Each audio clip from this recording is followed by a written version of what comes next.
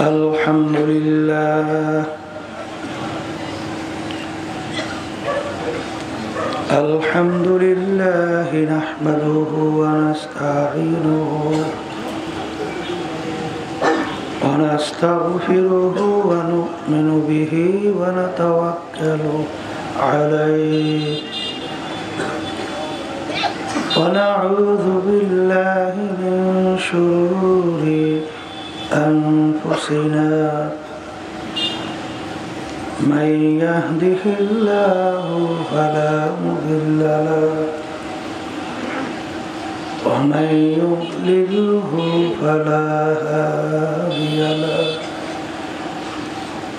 ونشهد أن لا إله إلا الله وحده لا شريك له ونشهد أن محمدا عبده ورسوله أما بعد فأعوذ بالله من الشيطان الرجيم بسم الله الرحمن الرحيم ولقد كرمنا بني آدم صدق الله العلي العظيم সবাই দুরূদ শরীফ পড়ি আল্লাহুম্মা সাল্লি আলা وشفيعنا وحبيبنا ومولانا محمد صلى الله عليه وعلى آله وأصحابه وبارك وسلم اللهم صل على سيدنا ونبينا شفيعنا وحبيبنا ومولانا محمد صلى الله عليه وعلى آله وأصحابه وبارك وسلم اللهم صل على سيدنا ونبينا شفيعنا وحبيبنا ومولانا محمد صلى الله عليه وعلى آله وأصحابه وبارك وسلم শুকরিয়া আদায় করতেছি মহান রব্বুল আলামিনের দরবারে। রব্বুল আলামিন ফিতনা ফাসাদের যুগে দুনিয়ার সমস্ত কাজ থেকে বিরত রেখে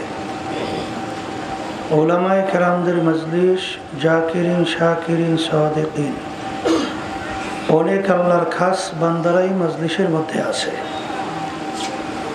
যাদের সঙ্গে জীবনের একটা সময় আল্লাহ রাব্বুল আলামিন কাটাবার সুযোগ করে দিয়েছেন। শুকরিয়া তার সবাই বলি আলহামদুলিল্লাহ। অনেক লোকের কানে মাহফিলের দাওয়াত পৌঁছার পরেও অনেকের সুযোগ থাকা সত্ত্বেও মাহফিলে আসে নাই।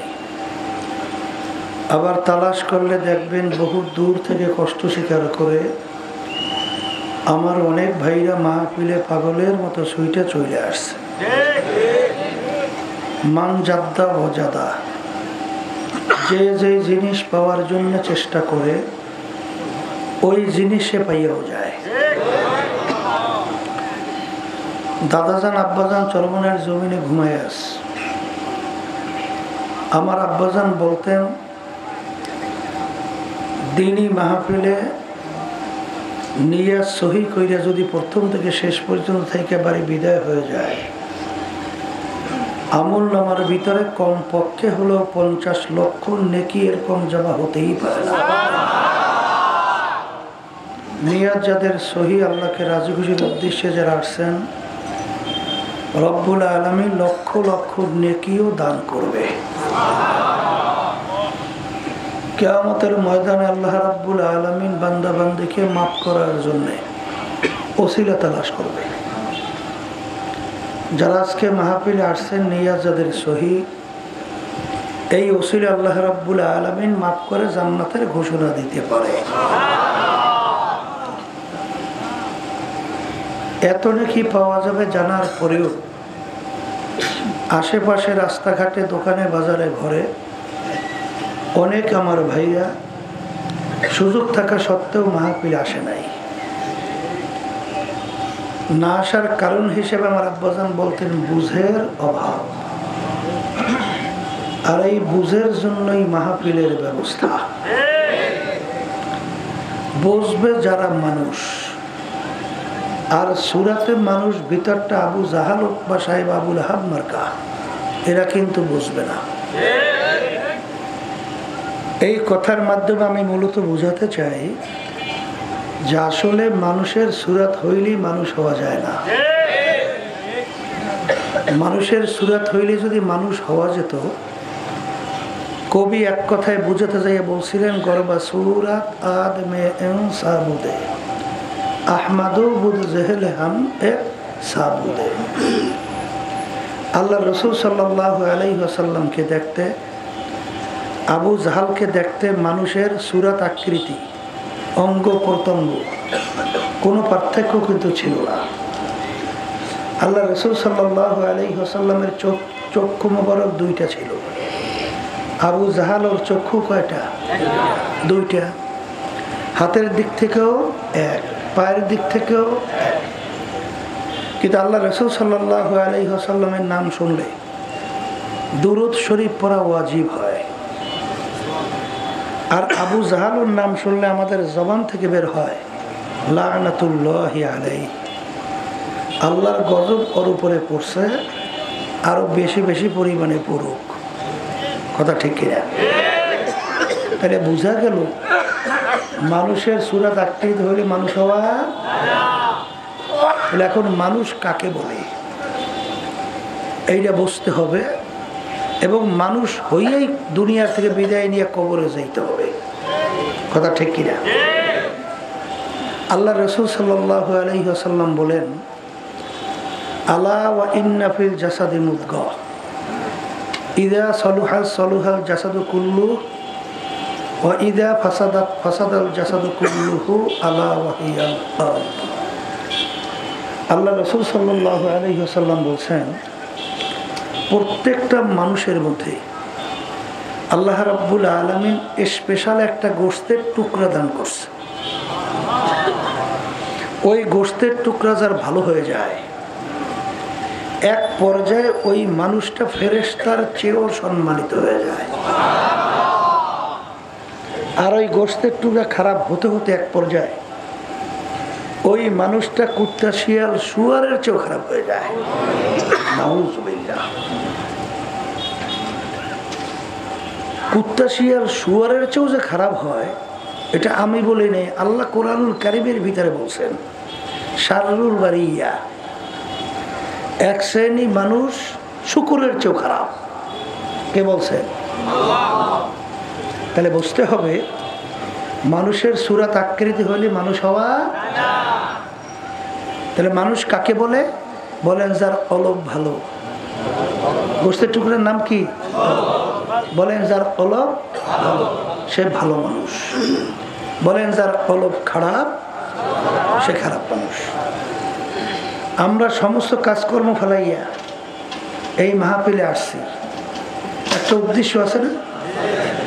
জাহান্নাম থেকে বাঁচবো, বেহেশতে যাব। কথা ঠিক না বেঠিক? কিন্তু বেহেশতে যাওয়ার জন্যে আবার দূরের মাইকের হরেনের শব্দগুলো বাড়াইস না, এক রকমের রাখো, আর মোড়ামুড়ি করিও না, যেরকম আছে থাক। আপনি বসে পড়েন।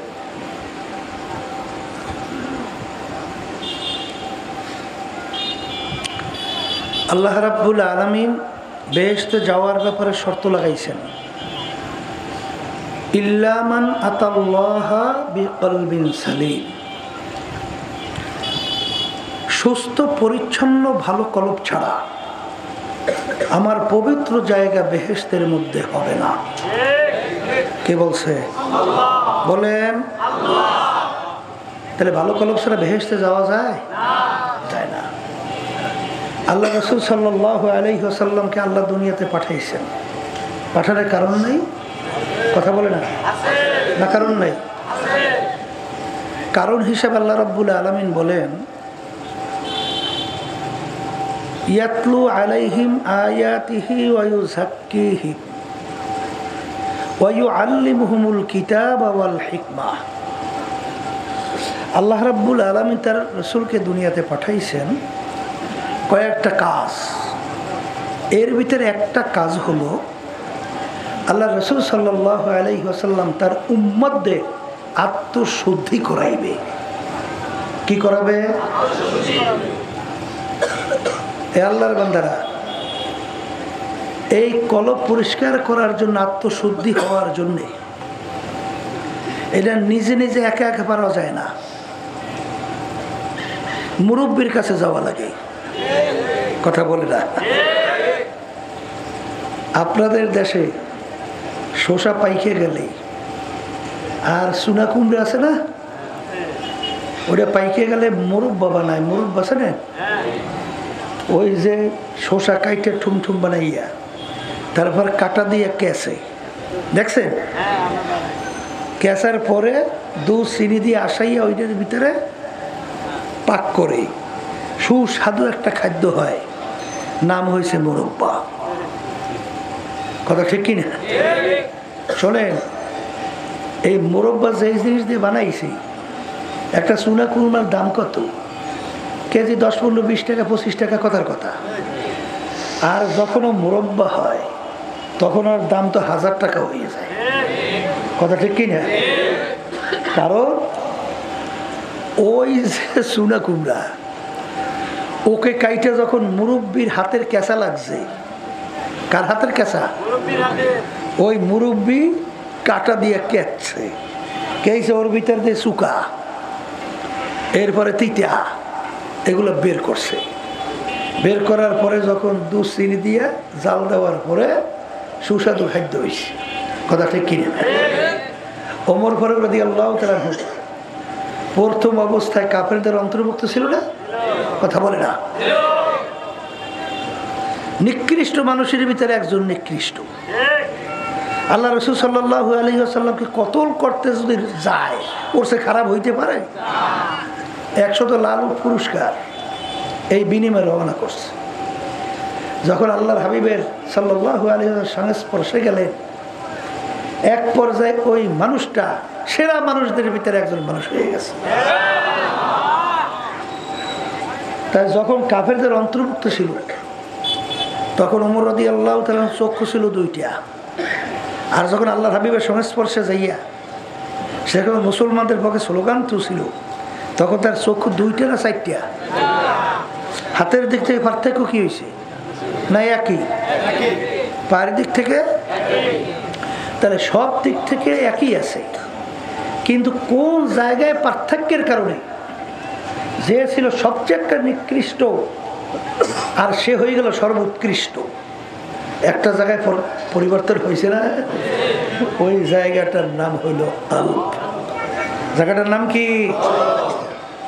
এই জন্য আমার বাজানদেরকে বলবো, শোনেন, আমরা অনেকে শরীরের গুরুত্ব দেই, শরীর সাজাই পড়াই, রোগ হইলে টাকা পয়সা অনেক সময় না থাকলে ঘর বাড়ি বিক্রি করি, তারপরে কিন্তু বিদেশে যাইও চিকিৎসা করি শরীরের, তারপরে একদিন মরণ লাগবে না? লাগবে না? কিন্তু কলবের ব্যাপারে অনেকে আমরা অচেতন, সচেতন না। কথা ঠিক কি না? কলব যদি পরিষ্কার না হয়, কলব যদি ভালো না হয়, তাহলে এই কলবের জায়গা জাহান্নাম ছাড়া উপায় নাই। এ ব্যাপারে তো চিন্তাই নাই। কথা ঠিক কি না? বলকের বাদশাহ ইব্রাহিম বিন আদহাম রহমাতুল্লাহি আলাইহি যখন মুসাফিরে এসে বলছিল, বাদশাহ, আপনার এই মুসাফির খানায় আমি একটু থাকতে চাই, তার রাজ সিংহাসন, স্থায়ী বাড়ি। এটা শোনার পর বাদশাহ মাথার রক্ত পায়, পায়ের রক্ত মাথায়। আমার ইজ্জত সব নষ্ট করছে, ও আমার রাজ সিংহাসন, এইটাকে ও মুসাফির খানা বানাইছে। এখন বলতেছে, এই বোকা, তুই কি বলছিস? তুই আমার এই রাজ সিংহাসনকে, আমার স্থায়ী বাড়ি, এইটাকে তুই মুসাফিরখানা বললি? তখন মুসাফির বলে, বাদশাহ, ভুল হইলে মাফ চাই। স্থায়ী বাড়ি কাকে বলে আর মুসাফিরখানা কাকে বলে? আর মুসাফিরখানা কই আর স্থায়ী বাড়ির পরিচয় কি? কলে বাড়ির দরজায় ঘর দেখছো? কলে দেখছি, ওইটা মুসাফিরখানা। হুজুর ওইটার পরিচয়? কলে রাস্তায় পথিক চলতেছে, সন্ধ্যা হয়ে গেছে, অস্থায়ীভাবে রাত্রি যাপন করছে, আবার ভোরে উঠে তার গন্তব্যের দিকে চলে গেছে। এইভাবে অস্থায়ীভাবে আসে আর যায়, তাকে বলে কি? আর হুজুর স্থায়ী বাড়ি? কলে যেখানে সব সময়ের জন্য মানুষ থাকে। তখন মুসাফির বলতেছে, বাদশা তাহলে দুনিয়া সৃষ্টির পর থেকেই মনে হয় আপনি এই বাড়িতেই আছেন। এখন বাদশাকে, ওরে বোকা, না, আমার আগে ছিল আমার আব্বা। বলে আপনার আব্বা কোথায়? বলে সে তো কবরে চলে গেছে। বলে আপনার আব্বা কি আর আসবে না? বলে পাগল মুসিবতেই পড়ছে। হে পাগল, মানুষ একবার মরিয়ে কবরে গেলে আর আসে? আর আসবে না। আপনার আব্বার আগে কে? দাদা, সে কোথায়? সেও তো কবরে, আসবে না? না। বাদশা আপনি মনে হয় চিরজীবন থাকবেন। বলে পাগল মুসাফির, কুল্লু নাফসিন যায়িকাতুল মাউত, প্রত্যেকটা জানদার মরণশীল, আমার একদিন মরণ লাগবে। তা আপনি মরিয়ে কবরে গেলে আর আসবেন না? না। তখন মুসাফির বলে, বাদশা আপনি আমাকে বলছেন বোকা, আসলে বড় বোকা তো আপনি। আপনার বাড়ির দরজায় মুসাফির খানা, একবার মানুষ থাইকে গেলে আবার এসে ইচ্ছে করলে থাকতে পারে, কিন্তু আপনার এই মুসাফির খানা থেকে যদি একবার কেউ বের হয়ে যায় আর কোনো দিন আসে না। মুসাফির হাম এহা সবাই কবর আখের ঠিকানা, মুসাফির হাম এহা সব হ্যায় কবর আখের ঠিকানা, कोई आगे रवाना है कोई पीछे रवाना। বলার সঙ্গে সঙ্গে বাদশার চিন্তার পরিবর্তন ঘটে গেছে। আমি এই রাজ সিংহাসন দিয়ে কি করব? আমি এই সম্পদ সম্মান দিয়ে করব কি? এ তো দেখতে না দেখতে শেষ হয়ে যায়। স্থায়ীভাবে আখিরাতের জিন্দেগি আমার তালাশ করে তারপর দুনিয়া থেকে বিদায় হতে হবে। এই কথা বইলে মুরব্বীর কাছে গেছে। কার কাছে বলেন না? মুরব্বী কাছে যাওয়ার পরে এমন স্বর্ণের মানুষ হয়েছে, কিয়ামত পর্যন্ত তার নাম মানুষ দোয়া সহকারে স্মরণ করতে থাকবে। কথা ঠিক কিনা? ওই যে বাদশার মন্ত্রী যাইতেছে, বাদশা নদীর কিনারায় বসিয়া সেরা খাতায় সেলাই করে, সেরা খাতা। মন্ত্রী ডাক দিয়ে বলে, বাদশা, বাদশাহী ছেড়ে পাইলেন কি? বাদশা ডাক দিয়ে বলে, মন্ত্রী, আমি যে সম্পদ পাইছি দুনিয়ার কোনো বাদশা যদি জানতো, সমস্ত শক্তি ব্যয় করে আমার এই সম্পদ ছিনায় নেওয়ার চেষ্টা করত। কি সম্পদ পাইলেন? হাতের ভিতরে সুচ উঠাইয়া পানিতে ফেলাইয়া দিল। ডাক দিয়ে বলে, পানির মাছ, আমার সুচটা উঠাইয়া দাও। কাকে বলে? মাছ মুখের ভিতরে সুচ দিয়া সামনে হাজির। তখন বাদশা বলে, দেখছো আমি কি সম্পদ পাইছি? কি আল্লাহর বান্দারা, জালালউদ্দিন রুমি রহমাতুল্লাহি আলাইহি ওই জমানার ভিতরে সবচেয়ে বড় আলেম ছিল। হ্যাঁ, মাওলানা জালালউদ্দিন রুমি। শামসুত তিবরিজি রহমাতুল্লাহি আলাইহি তার ওস্তাদ, মানে মুরব্বী। তাকে বলতেছেন, বাবা শামসুত তিবরিজি, রোম দেশের ভিতরে একটা পাত্র আছে, একটু গরম করে আসতে পারবো? বলে, হুজুর দোয়া করলে পারবো। যাও বাজান, তোমাকে দোয়া করে দিলাম। চলে গেছে কোন দেশে? রোম। লোকদের কাছে জিজ্ঞাসা করে, ভাই আমি তো আসছিলাম মাওলানা জালালউদ্দিন রুমি, তার সঙ্গে একটু দেখা করতে চাই, পাবো কোথায়? কারণ আপনি এখানেই অপেক্ষা করেন, অল্প সময়ের ভিতরে দেখবেন ঘোড়ার পিঠে একটা লোক সওয়ার থাকবে, আশেপাশে সাগরেতের কোনো অভাব নাই। তাই যে ঘোড়ার পিঠে সওয়ার থাকবে সেই হলো মাওলানা জালালউদ্দিন রুমি। হঠাৎ দেখতেছে খুব শখ সহকারে মাওলানা জালালউদ্দিন রুমি রহমতুল্লাহ খুব রবদবে আসতেছে, ঘোড়ার পিঠে সওয়ার, আশপাশে সাগরেতের অভাব নাই। যখন তার সামনে আসছে, শামসুত তিবরিজি রহমতুল্লাহ আলাই থাবা দিয়ে ঘোড়ার লাগাম ধরছে। রুমি রহমতুল্লাহ আলাই বলেন, এই ভাই আপনি আমার ঘোড়ার লাগাম ধরলেন কেন সারেন? তখন বলতেছে, ভাই আপনার নাম কি মাওলানা জালালউদ্দিন রুমি? বলে হ্যাঁ। বলে হুজুর বলেন তো এলেম কাকে বলে? কি জিজ্ঞাসা করছে? এলেমের পরিচয়, এলেমের তারিফ। বিশ্ববিখ্যাত আলেম, তাকে জিজ্ঞাসা করে এলেমের তারিফ। শেষ পর্যন্ত বলতেছে, এলেম বলা হয় ওই জ্ঞান যেই অর্জন করার মাধ্যমে আলোর থেকে, অন্ধকার থেকে আলোর পথ পাওয়া যায়, আল্লাহর পরিচয় পাওয়া যায়, ভেস্ত জানার পরিচয় পাওয়া যায়, নবী রাসূলের পরিচয় পাওয়া যায়, বহুত কিছু এলেম। শামসুত তিবরিজি রহমতুল্লাহ আলাই বলেন, ভাই জালালউদ্দিন রুমি এলেমের পরিচয় হয় নাই। এলেমের আশ্চর্য কথা না? বলে কি বলেন এলেমের পরিচয় হয় না? বলতে আপনি বলেন তো এলেম কাকে বলে? শামসুত তিবরিজি রহমতুল্লাহ আলাই বলেন, এলেম বলা হয় ওই জ্ঞান অর্জনকে যেই জ্ঞান অর্জন করার মাধ্যমে নিজেকে নিজের থেকে পৃথক করা যায়, তার নাম হলো এলেম। সুবহানাল্লাহ। আল্লাহর বান্দারা, সঙ্গে সঙ্গে মাওলানা জালালউদ্দিন রুমি রহমতুল্লাহ আলাই তিনি ঘোড়ার পিঠ থেকে লাফ দিয়ে নেমে গেছে। লাফ দিয়ে নাইমেই তাকে জড়াইয়া ধরছে, হুজুর আমাকে এলেম শিক্ষা দেন। কি শিক্ষা দেন? বলেন বলেন, কি শিক্ষা দেন? তাই এলেম শিক্ষা এমন দেওয়াই দিছে।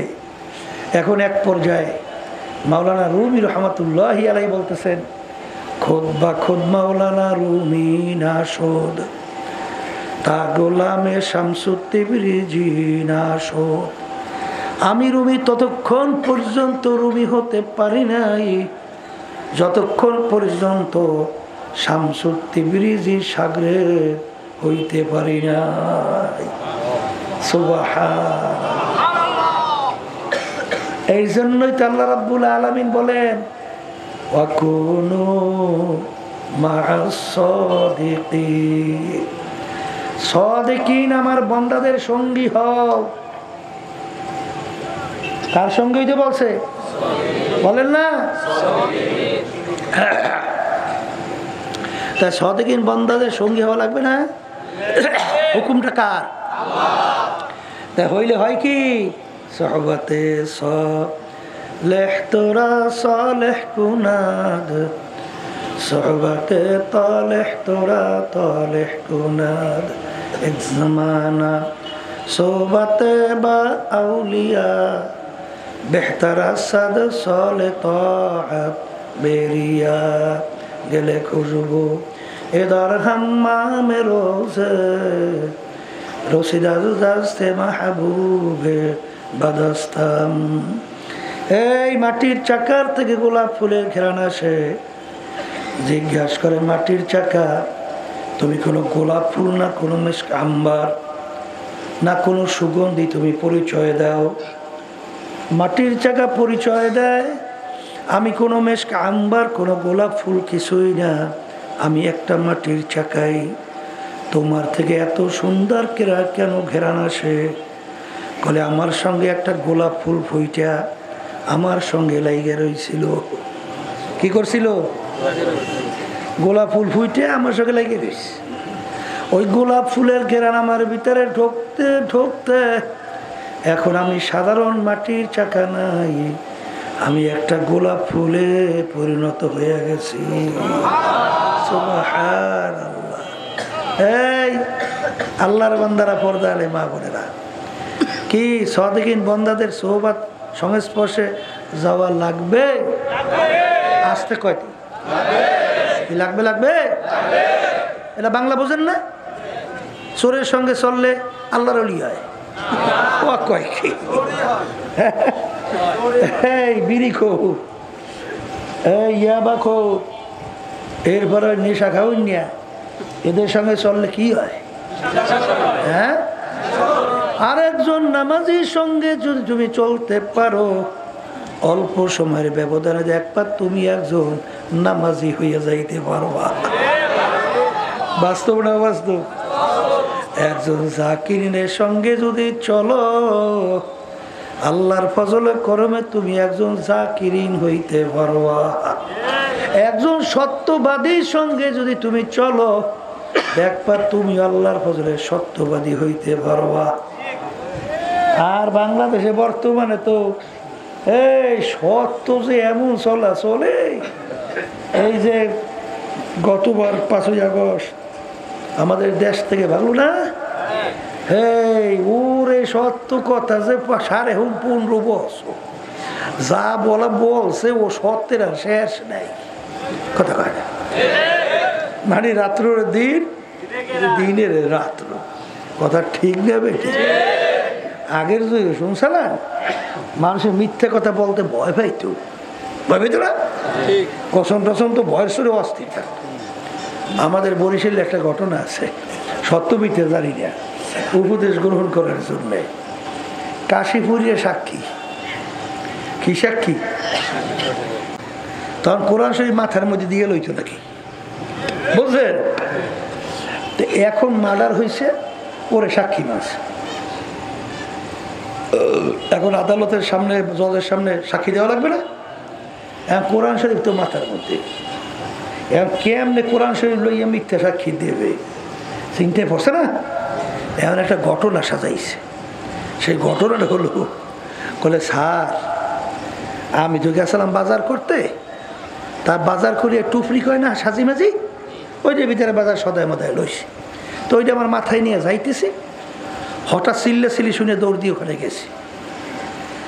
যাইয়া আমি সাজিটা মাথার থেকে নামাইয়া নিচে রাইখা, মানে এই সাজি মাথার থেকে নামাইয়া নিচে রাখছি, এই কথার মাধ্যমে কোরআন শরীফ মাথা দিয়ে নামাই নিচে তুইছে। কথা বুঝছেন? সাজি নামাইয়া হঠাৎ দেখি স্যার অমুককে এই তরবারি দিয়ে কোপ দিয়া এরপরে বাড়ি ফেলাইছে। কোরআন শরীফ কিন্তু নামাই, বুঝলেন? তাই মিথ্যা সাক্ষী দেওয়ার ব্যাপারে হিসেবে কোরআন শরীফ ভয় পাইত। আর বর্তমানে বাংলাদেশে মুসলমানের ঘরে জন্মগ্রহণ করিয়া ওয়া কোনো কাফেররাও কিন্তু এই মিথ্যা কথা কইতে ভয় পাইত। ইতিহাস এইটা না? হ্যাঁ, আর মিথ্যা বানাইছে এখন মনে হয় যেন একটা বলতে বলতে সত্যের একটা ফুলঝুরি বানাইছে। কথা ঠিক না? বা ঠিক? আল্লামা মোল্লা জিবুর রহমাতুল্লাহি আলাইহি অনেক কিতাবের লেখক। হুজুরকে যাই একজন বলতে আছে, হুজুর আপনার স্ত্রী তো বিধবা হয়ে গেছে, আপনার স্ত্রী বিধবা। হুজুর শূন্য এমন আফসোস শুরু করছে আর কান দেহারে, এখন বেচারির কি হবে? কথা বলছে। এখন একজনে বলে, হুজুর আপনি তো অস্থির প্রেশার হয়েছেন কেন, আফসোস করতেছেন, কি ব্যাপার? কলে কইও না, আমার স্ত্রী বিধবা হয়ে গেছে। এখন বেচারির অবস্থা হবে কি? কলে ইন্ডিয়া নিল্লা। হুজুর কি বলেন? আপনি থাকতে আপনার স্ত্রী বিধবা হয় কেমনে? আপনি আছে তারপরে স্ত্রী বিধবা হইল কি? কলে হে কথাও তো ঠিক। কলতা যে আমাকে বলছে আমার স্ত্রী বিধবা হয়েছে, হে কি মুসলমান না? সে কি মুসলমান না? কি মনে করছেন? হ্যাঁ, ওয়ায়ুসিরুনা আলা আনফুসিহিম ওয়ালাউ কানা বিহিম খাসাসা। মুসলমানদের চরিত্র হলো নিজের স্বার্থের চেয়ে তার অন্য ভাই স্বার্থের অগ্রাধিকার দেয়। আর আমাদের বাংলাদেশে কি বোঝে, এই ক্ষমতায় যাইয়া বিরোধী দলকে ও যতক্ষণ হুশ থাকে মরিয়া হইবে গাড়ি ফুটেলা পায়, কথা কয় না? আইয়ামে জাহিলিয়া তাও সারাই ফেলাইছে, এই কথা ঠিক কিনা? এগুলোর অবস্থা এরকম হয়েছে কেন? ওই কলব খারাপ হওয়ার কারণে। কি খারাপ? কলব খারাপ। এই কলব খারাপ হওয়ার কারণে এর জন্যই আমরা যে ওই ঐক্যমত্য কমিশনের যে লিখিত দিতেছিলাম না, সেখানে বলছিলাম রাষ্ট্র সুন্দর হইতে হইলে যারা পরিচালক হবে তাদের আত্মশুদ্ধি প্রয়োজন। আত্মশুদ্ধি ছাড়া এদেশ কোনোদিন সুন্দর হবে না। কারণ ওর ভিতরে আল্লাহর ভয় পয়দা হতে হবে। আল্লাহর ভয় না থাকলে ও জনগণের টাকা চুরি থামবে? ফেরবে? ওর ভিতরে আল্লাহর ভয় না থাকলে ও ঘুষ ছাড়বে? ও সুদ ছাড়বে? ও জুলুম ছাড়বে? ও মিথ্যা ছাড়বে? আয়নাগর বানাইলে বাদ দেবে? আমাদের দেশে টাকা পাচার করিয়া 24 লক্ষ কোটি টাকার উপরে বিদেশে পাচার করতে পারবে? কার ভয় টাকা লাগবে? কার ভয়? আত্মশুদ্ধি লাগবে। কি লাগবে? আত্মশুদ্ধি করার জন্য ফরজ। এটা কি? খবরই নাই আমাদের অনেকের। আলেম তো হয়েছি, পীর তো হয়েছি, দরবেশ তো হয়েছি, টাকার মালিক হয়েছি, ওরে সর্বনাশ লক্ষ উপাধি লাগাইছি। আমি মুফতি, আমি মুহাদ্দিস, আমি অমুক খতিব, আমি অমুক টমুক সমুক। এ লাগানো সোজা, কিন্তু মুসলমান না সুদি। মুসলমান না সুদি। কিন্তু এখন পর্যন্ত মুসলমান হয়েছ কিনা নিজেকে নিজে চক্ষু বন্ধ করিয়া প্রশ্ন করিও। কথা ঠিক না বে? ঠিক। মুসলমানি বুয়াদ গরদান নেহাদান এনানে খোদ বাদাস্তে খাজাদাদান। ঘোড়ার মুখের ভিতরে লাগাম লাগায়, লাগাম যখন সবারই হাতে ছেড়ে দেয়, ঘোড়ার নিজের ব্যক্তিগত বুদ্ধি চালাকি শক্তি চলে না। ঠিক আমরা যারা মুসলমান দাবি করি কালিমার লাগাম লাগাইছি কি লাগাই নাই? এই লাগাম কার হাতে ছাড়ছ? এ আল্লাহর বান্দারা, কবরের যাত্রীরা। কোন এক কবি মুসলমানদেরকে স্মরণ করায় দেওয়ার জন্য বলে, মুসলমান না আমেরিকা না লন্ডন সে হুলফাত, আমি মস্তে মদিনা কর খোদায়া। এ মুসলমান, তোমার রাস্তা লন্ডন আমেরিকার রাস্তা না, তোমার রাস্তা হলো মদিনার রাস্তা। এ মুসলমান, তার মুখ কোন দিকে? মদিনা। মদিনা। কথা ঠিক না ভাই? ঠিক। এই জন্য আমার বাজানদেরকে বলবো, পর্দা আলে মা বোনরা যারা শুনতেছে, আত্মশুদ্ধি করা লাগবে না? লাগবে না? হ্যাঁ। এখন বলতে হুজুর কি শুদ্ধি করব? সমস্যাটা কি? কলবের উল্লেখযোগ্য 10টা রোগ আছে। কয়টা রোগ? হ্যাঁ, উল্লেখযোগ্য কয়টা? এর ভিতরে একটা রোগের নাম হলো তাকাব্বুরি। বাংলা অর্থ মুখস্থ রাখেন, আমি ভালো, আমি বড়, আমি পীরের দিক থেকে বড়, আমি মুফতির দিক থেকে বড়, আমি ইলমের দিক থেকে বড়, আরে আমি টাকা পয়সার দিক থেকে বড়, আমি সম্মানের দিক থেকে বড়, আমি বংশের দিক থেকে বড়, আমি শিক্ষার দিক থেকে বড়, আমি সৌন্দর্যের দিক থেকে অনেক অনেক অনেক ভালো। এক কথায় বুঝলেন তো? অর্থাৎ নিজেকে নিজে ভালো মনে করা, বড় মনে করা। কশিন কালো তোমার ভিতরে আল্লাহর রহমত আসবে না। কারণ হাদিসে কুচ্ছির ভিতরে আসছে, আল্লাহ রাসূল সাল্লাল্লাহু আলাইহি ওয়াসাল্লাম বলেন, আনা ইনদামু কাসরাতিল কুলুব, আনা ইনদামু কাসরাতিল কুলুব। আমার মালিক ভাঙ্গা দিলের কাছে থাকে, উচ্চ উঁচাওয়ালাদের, তাকাব্বুরিওয়ালাদের। উঁচা পানিতে কোনোদিন পানি, উঁচা জমিনে কোনোদিন পানি জমা হয় না। উঁচা জমিন থেকে পানি গড়াইয়া গড়াইয়া নিচু জমিনে পানি জমা হয় নাকি? রাউগা জমিনে কোনোদিন ফসল হয় না। জমিন নরম না হইলে ওই জমিনে ফসল হয় না। কথা ঠিক না? ঠিক। এই তাকাব্বুরি, আমি বড়, আমি ভালো। ইবলিস কিন্তু আসমানি 104 কিতাব, আসমানি কিতাবের সংখ্যা কত? 104। এই 104 কিতাবের ইলম আল্লাহ রাব্বুল আলামিন ইবলিসের ভিতরে দান করছে। এত জানেন না, বড় পণ্ডিত। আবেদ হিসেবে কেমন ছিল শোনেন না? এমন কোন জায়গা নাই যেখানে ইবলিস সেজদা করে নাই। শোনেন না? আসতে কয় শোনেন শোনেন। মুআল্লিমুল মালাইকা উপাধি হয়ে গেল, এত বড় সম্মান। কিন্তু রোগ কিন্তু একটা, আনা খায়রুম মিনহু খালাকতানি মিন নার ওয়া খালাকতাহু মিন তিন। হে আমার মালিক, আপনি আমাকে আগুন দিয়ে বানাইছেন, আদমকে মাটি, মাটির গতি নিম্নে আগুনের গতি ঊর্ধ্বে। আদমের চেয়ে আমি ভালো, আমি আদমকে কেন সেজদা করব? নাউজুবিল্লাহ, আউজুবিল্লাহ কন্যা। চিরতরে আমার মালিক জাহান্নামের হুকুম দিয়া লাআনাতের তফ গলার ভিতরে পরাইয়া, চিরতরে জাহান্নামের হুকুম দিয়া ওকে বের কইরা দিল। দোষ কয়টা? কন্যা। এ আল্লাহর বান্দারা, বরফির আব্দুল কাদের জিলানী রহমাতুল্লাহি আলাইহি রাস্তা দিয়া রওনা করলো, একটা কুকুরের জবান খুলে গেছে। কুকুর ডাক দিয়ে বলে, বড় বিশ্বাস হুজুর বলেন আপনি ভালো না আমি কুকুর ভালো? কি প্রশ্ন করছে? হ্যাঁ হুজুর আপনি ভালো না আমি ভালো? কি উত্তর দেয়? যদি বলে কুকুর আমি ভালো তুই খারাপ, তাহলে আনানিয়াত কি আসবে?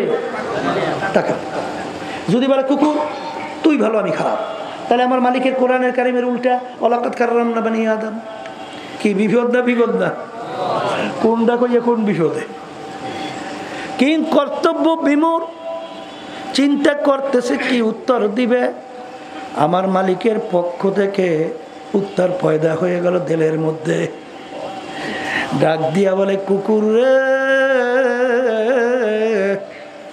কিয়ামতের ময়দানে আমার মালিক যদি আমাকে মাফ কইরা দেয়, ও কুকুর তোর চেয়ে আমি অনেক ভালো।